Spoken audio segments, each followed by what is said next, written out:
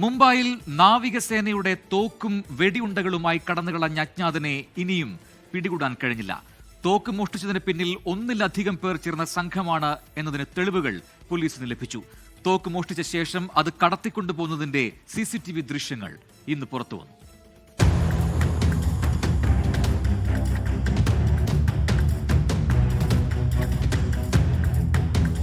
ശനിയാഴ്ച രാത്രിയാണ് നേവി നഗറിൽ സെക്യൂരിറ്റി ചുമതലയുണ്ടായിരുന്ന അഗ്നിവീറിനെ കബളിപ്പിച്ച് തോക്കും 40 റൗണ്ട് വെടിയുണ്ടകളും അജ്ഞാതർ കൈക്കലാക്കിയത്. നാവികസേന യൂണിഫോമിലെത്തിയാണ് അഗ്നിവീറിനെ തെറ്റിദ്ധരിപ്പിച്ചത്. ഡ്യൂട്ടി മാറാൻ സമയമായെന്ന് പറഞ്ഞാണ് ആയുധങ്ങൾ കൈപ്പറ്റി അഗ്നിവീറിനെ ഹോസ്റ്റലിലേക്ക് പറഞ്ഞുവിട്ടത്.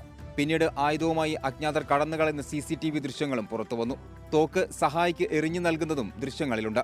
അതായത് ഒന്നിലേറെ പേർ ഉൾപ്പെട്ട സംഘമാണ് സംഭവത്തിന് പിന്നിലെന്ന് വ്യക്തം. സിവിലിയൻ വേഷത്തിലാണ് അജ്ഞാതർ എത്തിയത്. 3 മണിക്കൂറോളം നേവി നഗറിൽ അവസരത്തിനായി കാത്തുനിന്നു. ബാഗിൽ കരുതിയ യൂണിഫോം മോഷണത്തിന് തൊട്ടു മുൻപാവും ധരിച്ചതെന്ന് കരുതുന്നു. നേവിയുടെ സുരക്ഷാ ചുമതലകളെക്കുറിച്ച് ധാരണയുള്ളവർക്കല്ലാതെ ഇങ്ങനെയൊരു കബളിപ്പിക്കൽ സാധ്യമല്ലെന്നാണ് നിഗമനം. മുംബൈ പോലീസിനൊപ്പം മഹാരാഷ്ട്ര ATSഉം അന്വേഷണം തുടരുകയാണ്. 24 മുംബൈ.